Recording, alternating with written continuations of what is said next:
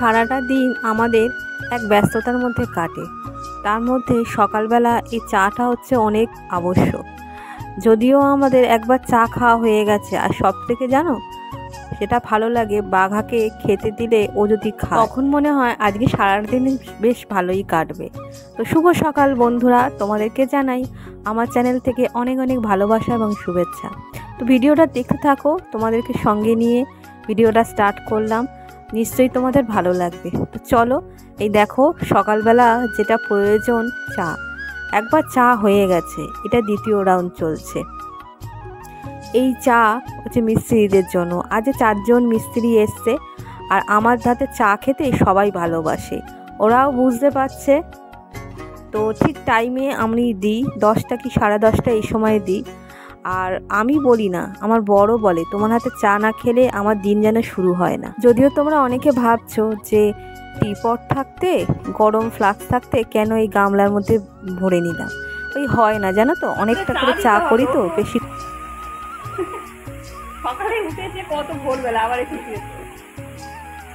চা ঢালা হয়ে গেছে, 11টা বাজে চলো না, ঢালা হয়ে গেছে।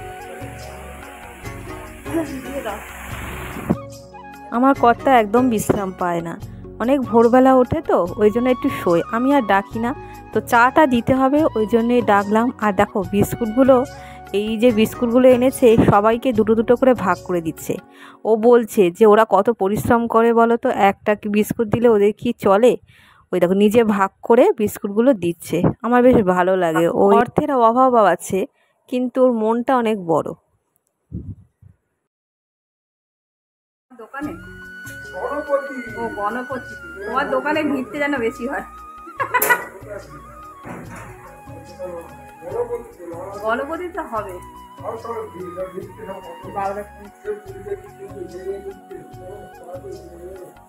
দোকান তো পাইকারি দোকান তো হবে তো, মানে সমস্ত মাল পাওয়া যায়। হ্যাঁ, তো দাদু গেঞ্জিটা পরেছে দারুণ লাগছে,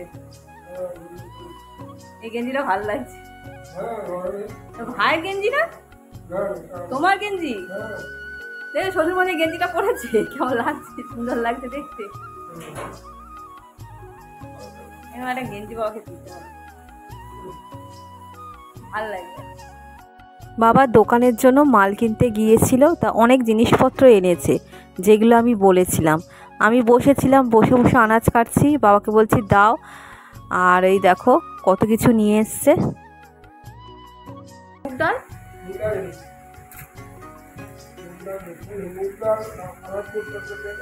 দিয়ে দাও, এগুলো দিয়ে দাও, রেখে দিই, বসে আছি এখন, আমরা তো রেখে দিই, পরে ঢালবো।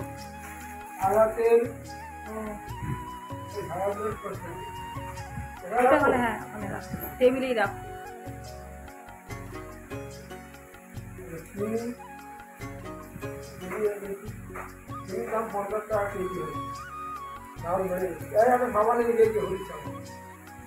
রেখে দাও, ভালো করেছো, আগে একটা মেয়ে না হলে।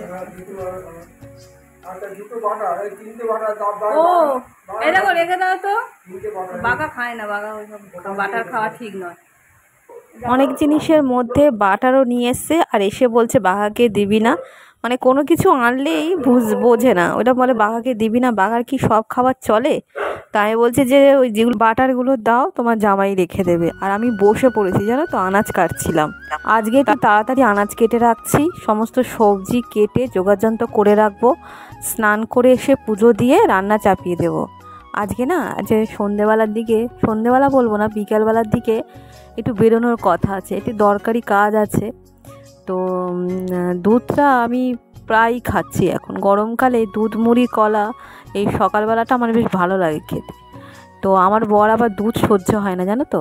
আর এই দেখো আনাজগুলো কেটেছি, তোমাদের দেখালাম। আলু, তারপরে ডাঁটা কেটেছি, যেটা দিয়ে মাছের ঝোল হবে। আর গোল গোল করে উচ্ছে ভাজা খাবো।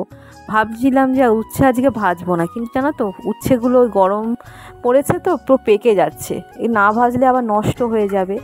আর দেখো ওকে ম্যাগি খেতে দিয়েছি, ম্যাগি হন্তদন্ত হয়ে খাচ্ছে, আর গরম ছিল তখন ম্যাগিটা। ঠান্ডা হয়নি এখনো ম্যাগিটা? দুধ একদমই সহ্য হয় না, না? দুধ দুধটা প্রতিদিন মিষ্টি।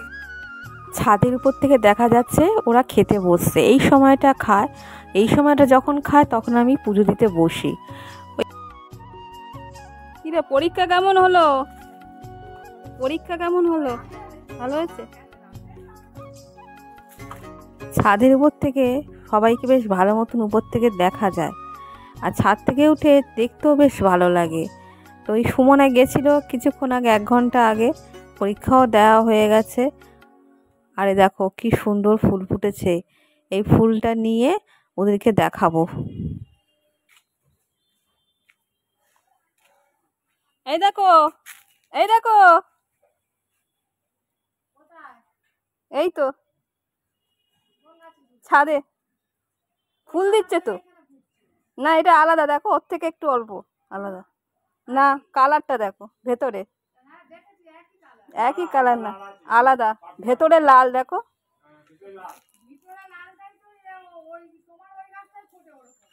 ও তাহলে ওটাই না, এটা আবার ঝুমকো টাইপের হয় ভেতরে।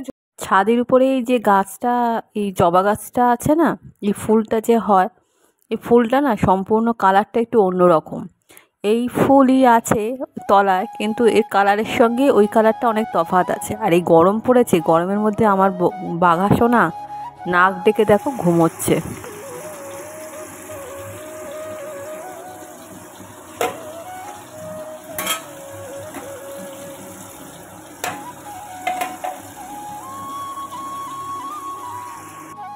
আমার যে রান্নাটা না প্রায় হয়ে এসছে, তো মাছের ঝোলটা বসিয়েছি, মাছটা দিয়ে দেবো। আর আমার বর বলছে একটু চা করো না, ওরা এই জমিতে কজন এসছে, তারা একটু চা খাবে।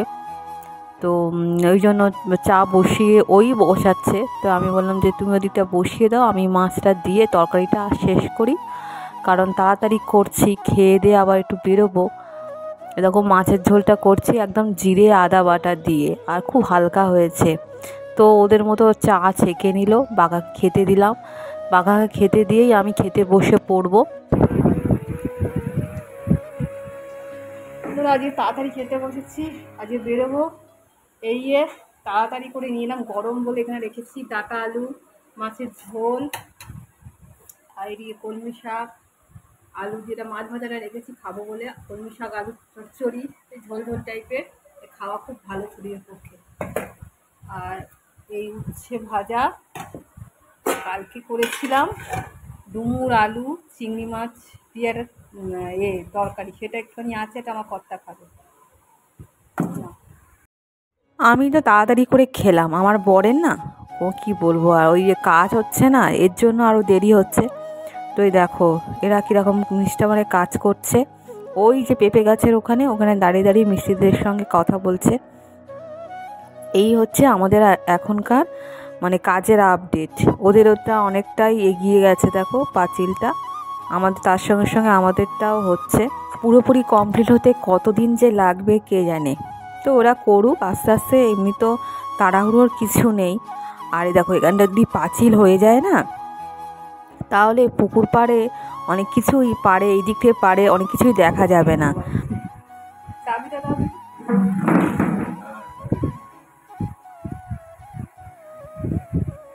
বাবাটা লাইটটা নিবি ঘরে। সুন্দরী আসেনি, কোথায় গেল এতক্ষণে? এলি? হ্যাঁ, বেরিয়ে পড়লাম যেখানে যাওয়ার কথা ছিল, আর বারে বারে জামা খালি ঠিক করছিলাম। এই সাইডে যে ব্যাগটা নিয়েছি, যে ব্যাগটা নিয়ে যাই, সেই ব্যাগটা একটু চওড়া টাইপের, কাঁধে নেওয়ার জন্য না জামাটা কুঁচকে যাচ্ছিল, আর জামাটা কুঁচকোতে যাচ্ছিল, ঠিকঠাক করে করে নিলাম। আর তখন সম্ভবত মিস্ত্রিরা ছিল, তা আমার কর্তাকে বললাম তুমি যখন বেরোবে তখন ভালো করে তালা টালা দিয়ে যাবে, আস্তে আস্তে আমার সন্ধে হয়ে যাবে। এখন তো সেরকমভাবে বেরোনো হয় না, ওই যখন ক্লাস থাকে তখনই বেরোই আমি। আর আগে তো রীতিমতো ডেলি প্যাসেঞ্জারই ছিলাম আমি, কারণ রীতিমতো কাজ করতে হতো, প্রতিদিনই যাতায়াত করতে হতো ট্রেনে। তো অনেক দিন পর ট্রেনে উঠছি, আর দেখো প্ল্যাটফর্মে বসে আছি, পাশে দুজন অল্প বয়সী মেয়ে, ওরা হচ্ছে ওই তার দিদি হচ্ছে তার বোনকে হচ্ছে কলকা পরিয়ে দিচ্ছিল, মেহেন্দি করে দিচ্ছিল। আর মেহেন্দিটা এত সুন্দর, তো আমি না তুলে পারলাম না। এই দেখো কলেজে পড়ো? আমার কলেজ শেষ হয়ে গেছে, এরও কলেজ শেষ হয়ে গেছে। অনুষ্ঠান আছে? না না, এমনি করছো, ভালো লাগে।